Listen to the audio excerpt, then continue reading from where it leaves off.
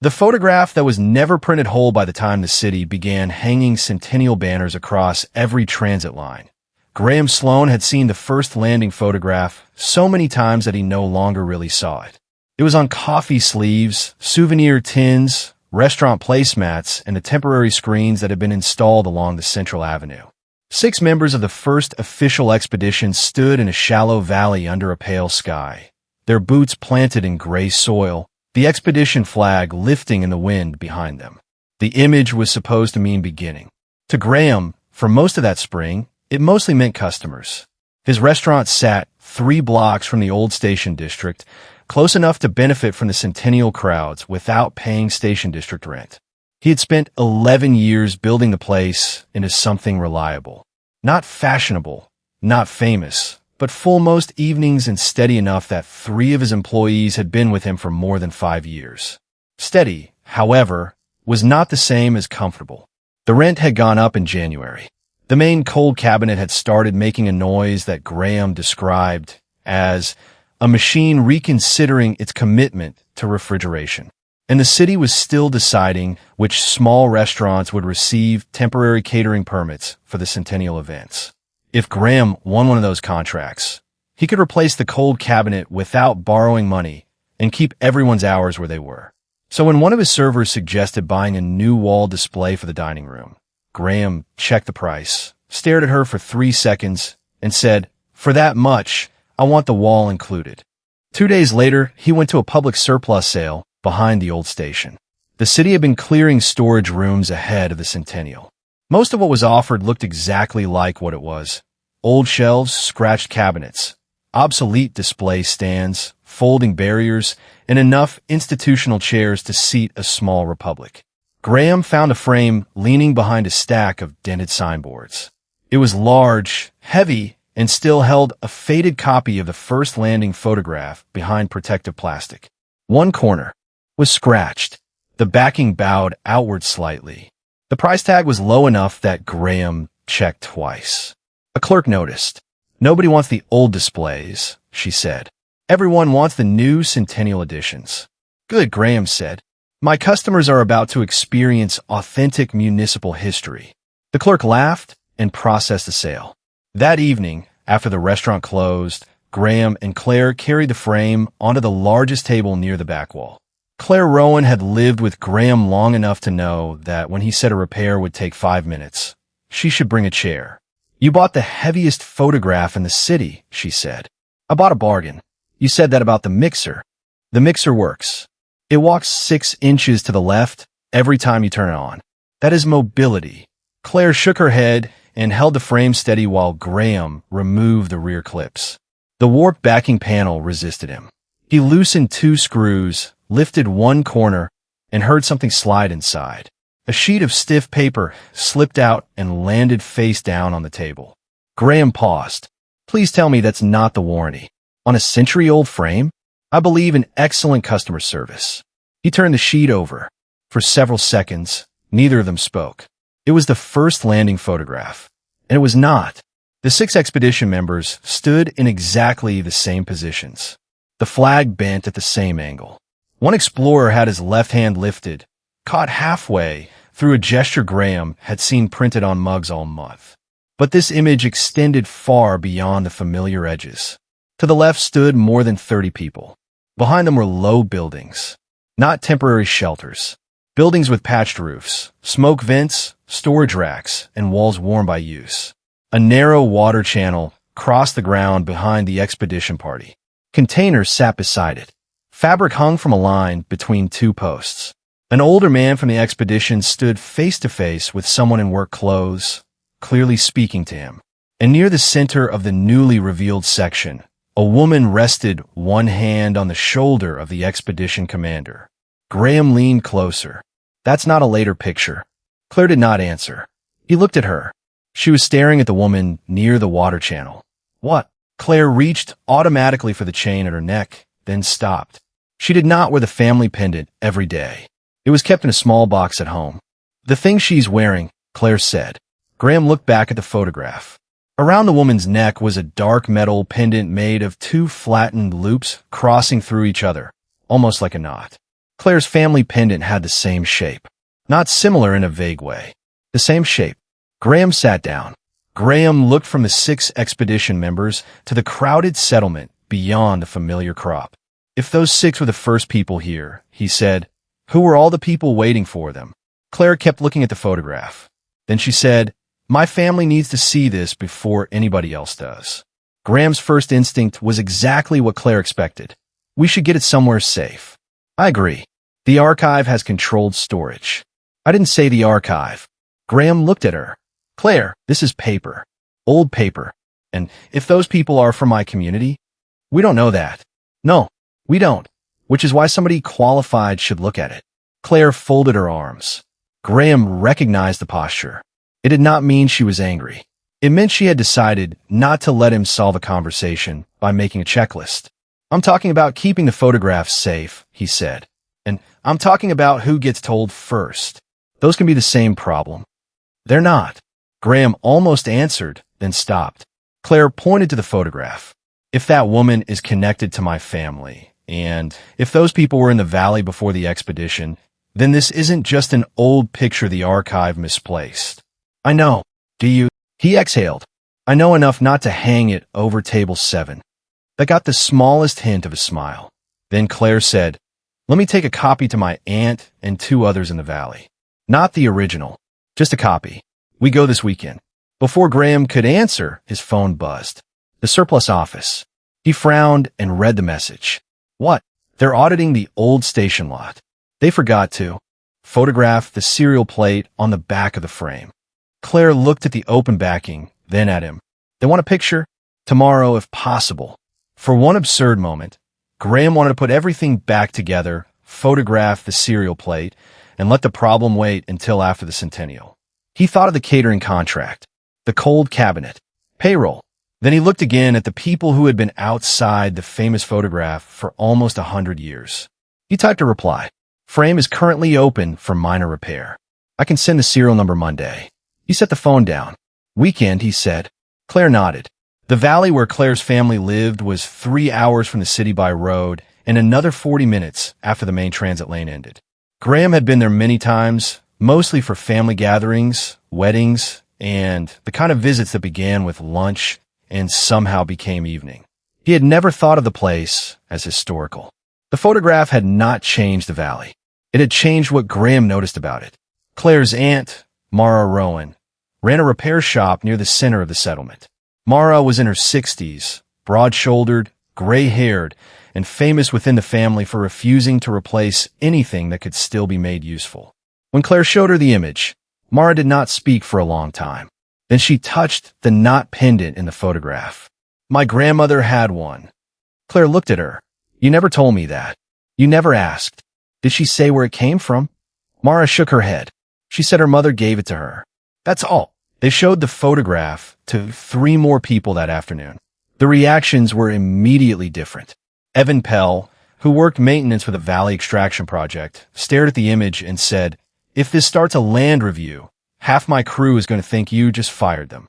A retired teacher named Alma Vin wanted to send the image to every news outlet in the city before dinner. Mara refused. You don't even know what it proves, she said. It proves they lied. It proves people were there. That is the lie. Maybe not all of it. Graham listened, then made his first mistake. At least now you have evidence. 3 people looked at him. Mara said, evidence for who? Graham hesitated. For the record. What record? The official one. And what happens if the official record changes? Graham opened his mouth, then closed it. Evan spoke from the doorway. The East Work Zone is approved because the basin was classified as undeveloped before first landing. If that classification changes, the permit gets reviewed. If the permit gets reviewed, shifts get cut while everyone argues. Alma turned on him. So we stay erased because you like your schedule. I like 43 households having income. This is bigger than your crew. It's easy to say that when your pension doesn't depend on it. The room tightened. Graham had spent enough Friday nights between a broken payment terminal, an angry customer, and a cook threatening to quit to know that a conversation could become several different arguments before anyone noticed. But he also knew this was not his room to manage. so he said nothing. Claire glanced at him. She noticed. Later, Mara took them behind a repair shop to a covered work area. One side of the shelter was made from a curved metal sheet about 12 feet long. It had been patched twice, painted 3 times, and fitted with modern supports. Graham ran his palm near the surface without touching it. I've seen that since the first time I came here. Most people have, Mara said. What was it? No idea. It was here when I was a child. Across the lane, an old irrigation channel disappeared beneath newer paving and reappeared 50 yards away. Near one house, 2 dark metal brackets had been reused as supports for a bench. They meant nothing by themselves. That was what made the details persuasive without making them proof. Nothing in the valley had been preserved like a museum clue. People had simply been using the same materials for generations because they were useful. That evening, at Mara's house, an older man named Kale then listened to the argument over the photograph without joining it. When everyone finally quieted, he said, "My father used to call the East Flats the place where the ship lay down." Claire turned toward him. "What ship?" "Kale Shrujid." That's all he called it. Did he mean an actual ship? I thought he meant the old story. What old story? Kale frowned, searching his memory. The house that crossed the sky. Alma looked at him sharply. Kale continued. There was a work song when I was young. I don't remember all of it. Something about the house, carrying everybody through the dark, and then becoming walls. Claire sat very still. Evan muttered, "Songs are not survey data." "No," Graham said. "But if there's something under the East Flats, survey data can answer that part." Everyone looked at him again. Graham lifted a hand. "That is not me volunteering to survey anything. I own a restaurant." Mara snorted. It broke the tension just enough. The community did not decide that night to announce anything. They decided something smaller. Claire and 3 others would request a limited ground survey of the East Flats through the existing land review process. The photograph would remain private for now. Graham went home with Claire the next day. For a week, his life returned to food deliveries, schedules, a refrigeration contractor who said soon, too often, and the Centennial catering application. For several days, the photograph stayed out of sight while ordinary life filled Graham's hours again. That made Claire's next call feel stranger, not less important. The restaurant made the final catering shortlist. Graham read the notice twice. His kitchen manager, Luis, saw his face and called across the prep line. "Is that good news or tax news?" "Good news." Luis raised both hands. The kitchen applauded. Graham laughed despite himself. For 10 minutes, he let the future become simple again. More customers, a catering permit, a new cold cabinet, full hours. Then Claire called. The survey had found something. Not a ship. Not yet. A large buried structure beneath the East Flats. Its outline did not match any known foundation from the official settlement period. The materials visible through limited sampling were older than the surrounding construction. How much older? Graham asked. They don't know yet, so we still don't know what it is. No, he liked that answer more than certainty. Over the next month, the survey result changed the community's argument more than it settled anything. Alma, who had wanted immediate publication, became cautious after 2 independent media requests appeared before the community had even released the photograph. Someone had heard that the valley was reviewing its early history. Evan, who had wanted the whole subject left alone, asked whether the East Work Zone could be shifted rather than canceled if the structure was important. Kale began remembering pieces of the old work song, though no one treated them as proof. Mara found 3 more old metal objects in family use, all probably cut for something much larger. The community requested access to its original residency files. With the family's permission, a paper conservator also examined the physical photograph. The paper stock and printing process matched the early settlement period, and there was no sign that the wider scene had been assembled later. The frame's old maintenance record added one mundane explanation for how the image had survived.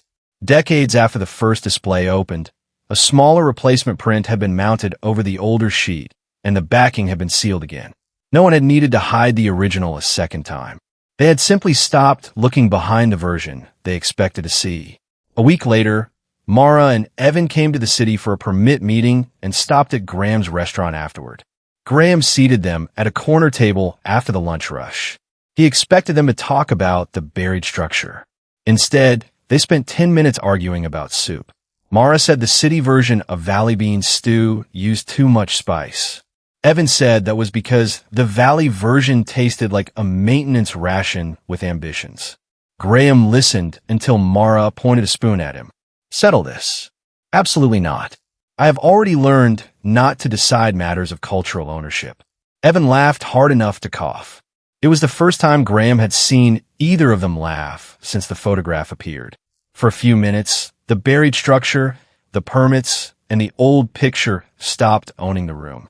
After lunch, Evan stayed behind while Mara went with Claire to another appointment. He watched Graham stack clean plates. You think I'm the one trying to keep the truth buried, Evan said. Graham looked at him. I don't think that. Alma does. Alma thinks loudly. Evan smiled, then became serious again. My daughter starts technical school next year. The extraction company pays part of the tuition if I stay on the maintenance crew.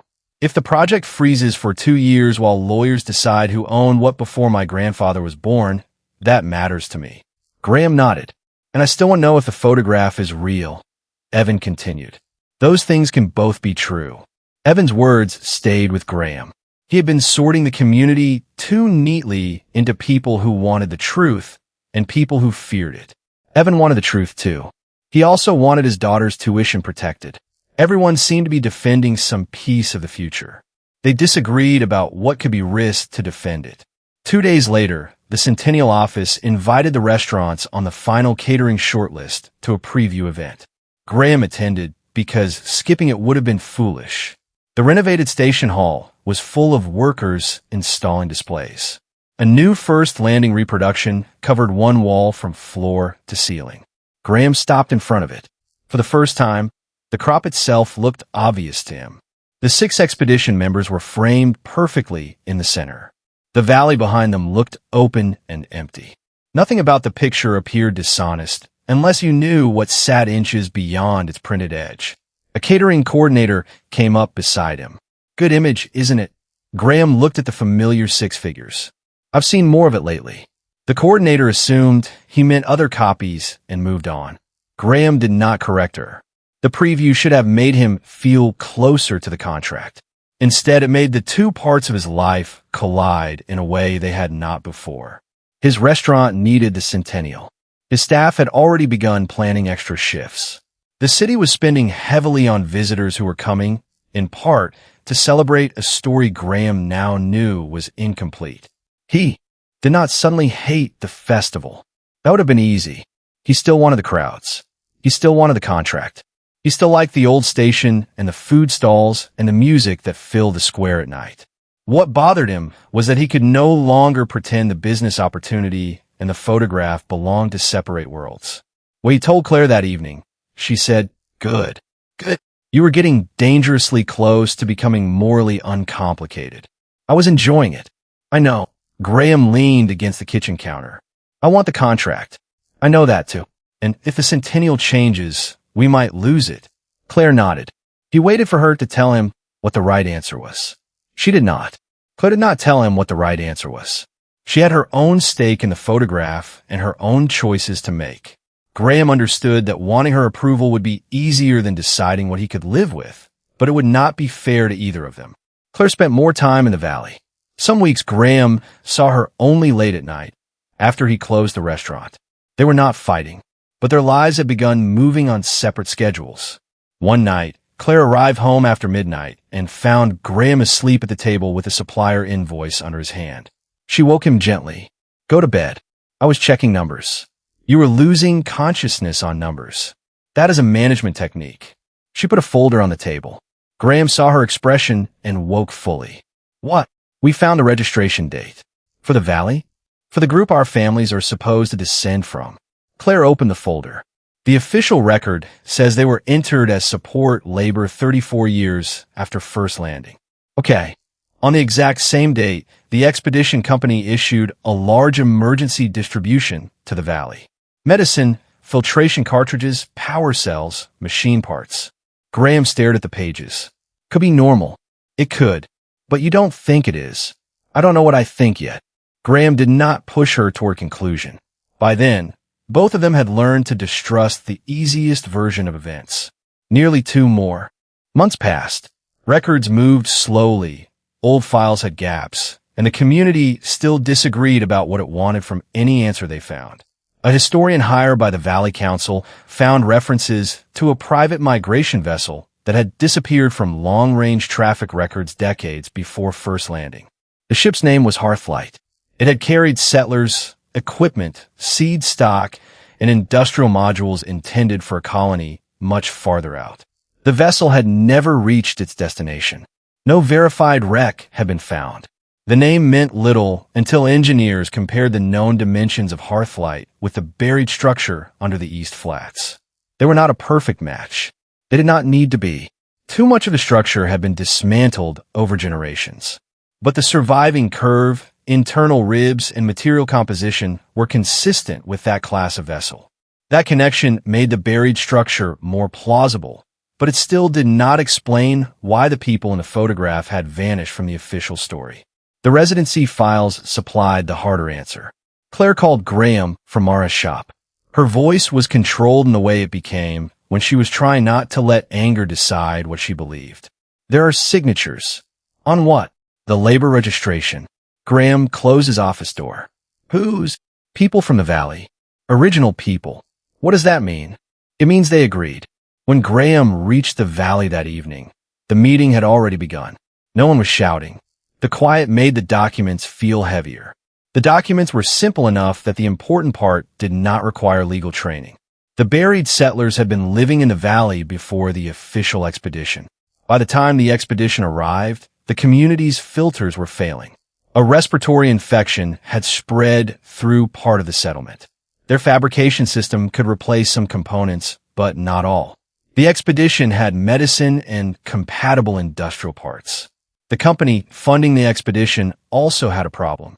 Its development charter assumed there was no established resident population in the basin. If there was one major resource, rights would shift. The solution created at the time was brutal in its simplicity. The company would provide emergency aid, transport assistance, and new equipment. The existing community would be registered as support labor attached to the official expedition. Its earlier residents would not be entered into the new government's settlement record. Several community leaders signed, not because they believed they had arrived later, because people needed medicine.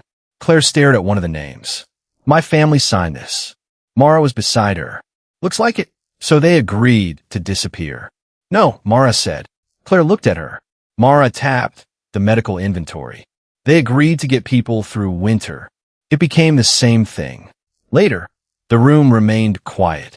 Mara continued. If I had a room full of sick people and someone told me I could keep a sentence in a record or get filters of medicine, I know which one I would choose. Claire's jaw tightened. Then the company did nothing wrong? I didn't say that. Mara leaned back. They made an offer because the truth would cost them. Our people took it because refusing would cost them more. That is not clean. It is not supposed to be. Cale spoke from the far side of the room. The people who came later could have fixed the record. No one answered him. Cale's point settled over the room. The crisis had ended. The labor classification had not. Over the following decades, property maps, extraction rights, school histories, tourism campaigns, and a famous crop photograph had all repeated the same official version. A temporary survival bargain had hardened into permanent history because permanent history was profitable. Driving home the next morning, Graham said, "Who came up with the agreement?" Claire looked out the window. What? Was it the expedition commander? The company director? I don't know. There has to be somebody. Claire turned to him. What? Because somebody decided. And then hundreds of people who weren't there kept using it. Graham gripped the steering wheel. He realized what he was doing, looking for one dead person to make the story simple. He gave a tired laugh. What? Yvette. Spent months telling everyone this isn't simple, and apparently I was mostly talking to myself. Claire's expression softened. Occupational hazard? I serve lunch. You also like problems with one broken part. Those are better problems. By late summer, the photograph was no longer secret. Not publicly known, but known to enough institutions that secrecy would have required active deception. The Centennial office contacted Graham formally. The meeting took place in a small conference room near the old station. The Centennial representative was neither threatening nor evasive. She had seen a digital copy provided by the community's legal representative. "We would like the physical original transferred to controlled storage," she said. Graham nodded. "That part makes sense. The city can compensate you for the acquisition. I bought a frame at surplus. You bought the contents with it. Apparently, I have excellent instincts." The representative almost smiled. Then she named the amount. Graham stopped smiling. It was enough to replace the cold cabinet, cover the rent increase for a year, and make payroll feel boring again. She continued, "The transfer would not give us sole authority to interpret the image. The community review would continue. But we need custody of the artifact if it is going to enter the Centennial exhibit." That was reasonable, painfully reasonable. Graham asked questions. What would happen if the photograph were authenticated? The exhibit language would be reviewed. Would the community be formally recognized as pre-landing residents? That depended on the historical review and land commission. Would the city guarantee the full image would be shown? She said she could not promise an exhibit decision before the review was complete. On the way home, Graham said to Claire, "I could accept the transfer and require that they recognize the valley if the evidence checks out." Claire was silent. "I'm not saying they get to bury it. I know. I could put conditions on the sale." Claire looked at him. "Why do you get to set the conditions?" The question irritated him for half a second. Then it frightened him, because he understood it. "I own the photograph. You own a piece of paper." "Legally, yes. And that gives you the right to decide how my family's history gets used. I'm trying to protect it." "I know." Claire's voice was gentle, which made the point harder. "You keep improving the way you control it, Graham. First you want to hand it to the archive. Then you want to protect it yourself. Now you want to write better conditions." He looked down at the table between them. Claire continued, "You're trying to be responsible. I'm not accusing you of anything else. But you're still putting yourself in the middle." Graham leaned back. At the restaurant, if a supplier sent the wrong order, Graham made the decision. If two employees needed the same shift, he made the decision. If equipment failed, he made the decision. Being responsible had become so closely tied to deciding that he had barely noticed the difference. 2 days later, Graham met with the valley's chosen representatives. He did not sell the photograph.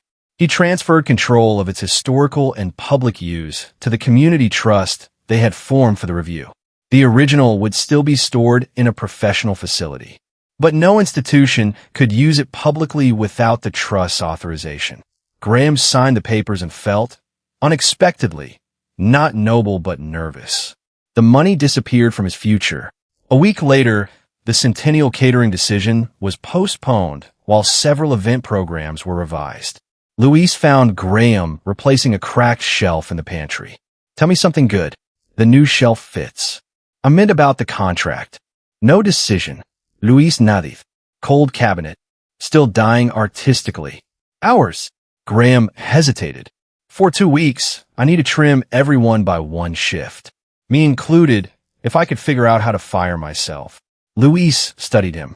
"You regret the picture?" Graham kept tightening the shelf bracket. "I regret buying a frame with administrative consequences." "That is not an answer." "No." Graham looked at him. "I don't know yet." He meant it. The community trust now had control of the photograph, and almost immediately discovered that having control did not make agreement easier. Alma, once the loudest voice for immediate publication, wanted to delay until families could decide which names could be released. Evan, once the strongest opponent, now wanted formal recognition before extraction crews reached the East Flats. Several workers objected to any plan that shut the entire project. Claire spent long evenings helping the group separate questions that had been tangled together. What should happen to the photograph? What should happen to the buried structure? What should happen to the extraction permit? What should happen to land claims that might take years to resolve? They were not one decision, and Claire kept pulling the discussion back whenever someone tried to treat them as one. Separating the questions did not create agreement, but it stopped every disagreement from becoming the same fight. In early autumn, the extraction company agreed to a limited pause around the buried structure while engineers completed a protective assessment. The rest of the site continued operating. It was not a victory. It was a practical compromise that kept most people working while the vulnerable areas stayed untouched. Then the weather changed. 3 days of cold rain saturated the East Flats. The valley was not usually wet enough for the drainage system to handle that volume at once. On the third morning, a section of old fill collapsed at the edge of the survey zone. No one was injured, but part of the buried structure became exposed.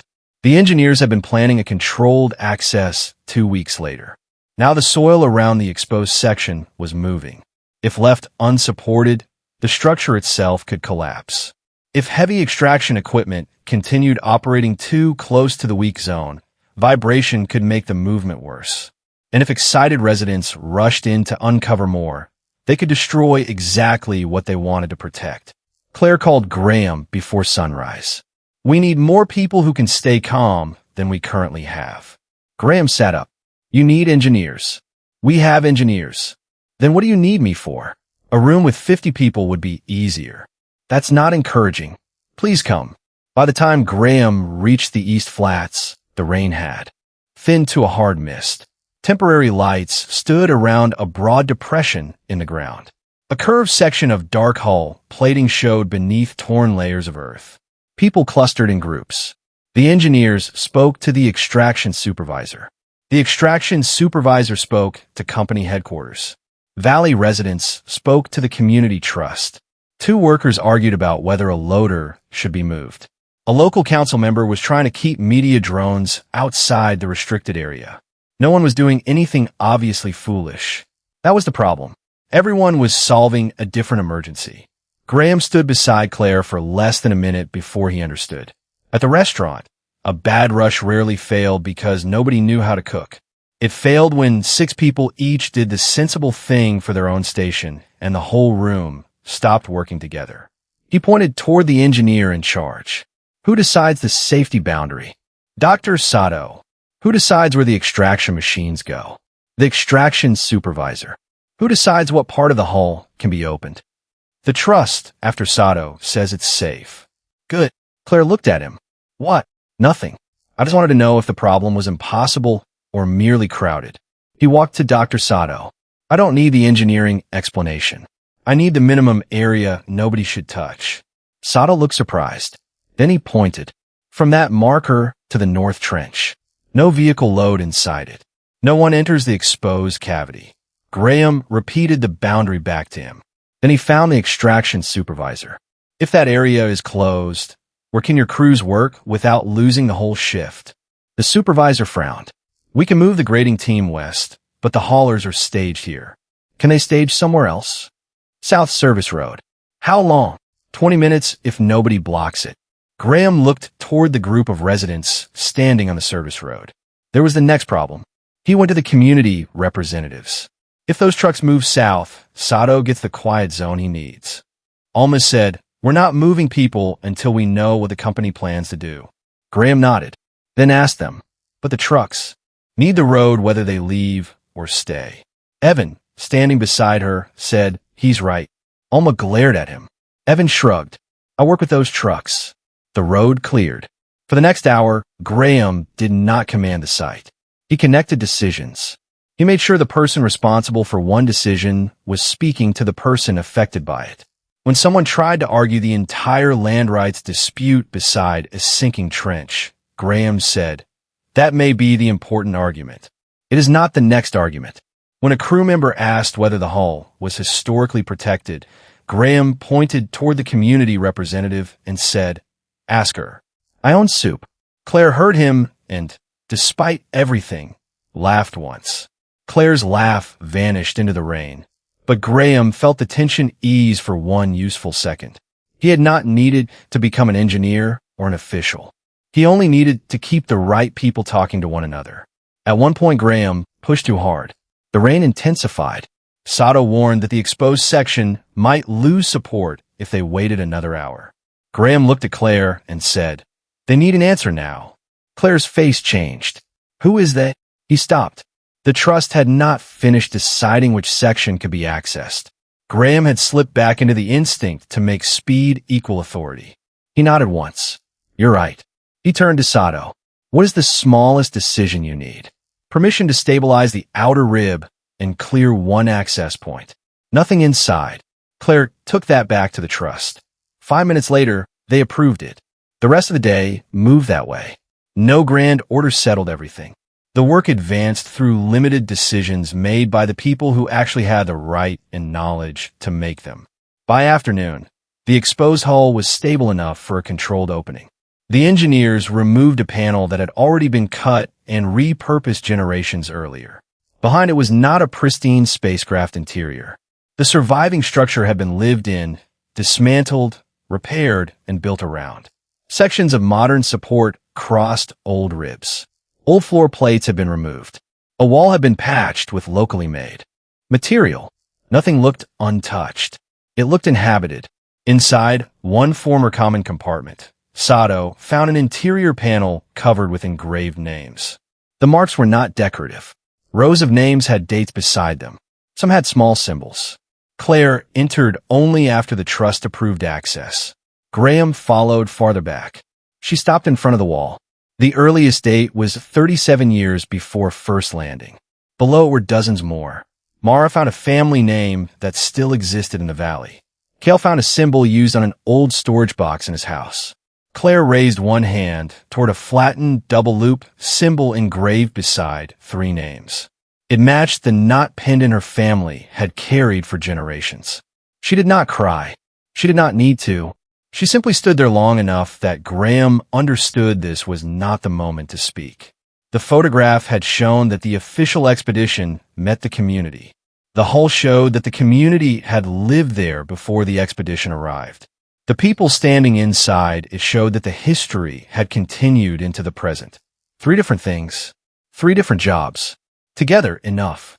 A council representative near the entrance asked, "How do we release this?" Several people looked toward Graham out of habit. Months earlier, he would have answered. He would have tried to make a good plan. Now he looked at Claire, Mara, Alma, Evan, and the other trust members. "That's not my decision." No one argued with him. For once, Graham felt no urge to add a plan after the sentence. The Centennial opened 6 weeks later. The city did not cancel it. There were no public confessions, no dramatic speeches, no attempt to pretend that one discovery had solved every dispute. The first landing photograph remained at the center of the historical exhibit, but the frame was wider. For the first time in nearly a century, visitors saw the water channel. They saw the houses. They saw the people standing beside the expedition. The caption no longer described the 6 expedition members as the first residents of the planet.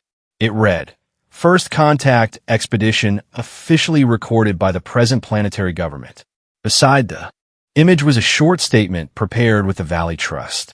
It explained that a pre-existing settlement had been established decades earlier by survivors of the lost migration vessel Hearthlight. Not every name from the hull was displayed. Some families had asked for privacy.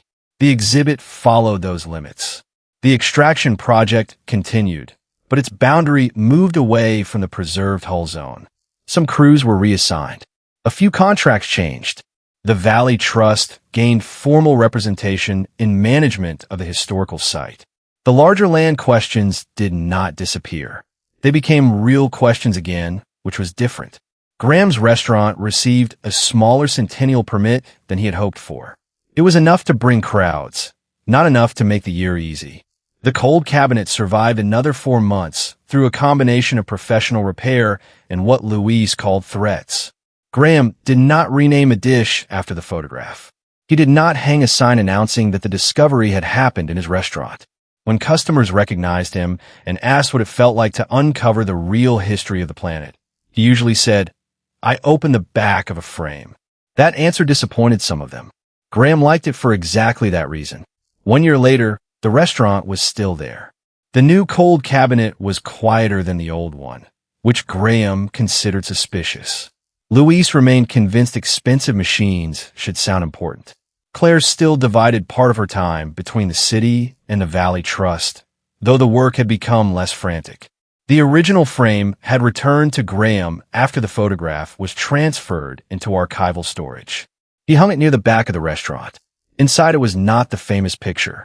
It held a photograph of Graham's staff taken after closing one night. Everyone tired, half of them still in aprons, Louise holding a ladle like a ceremonial weapon.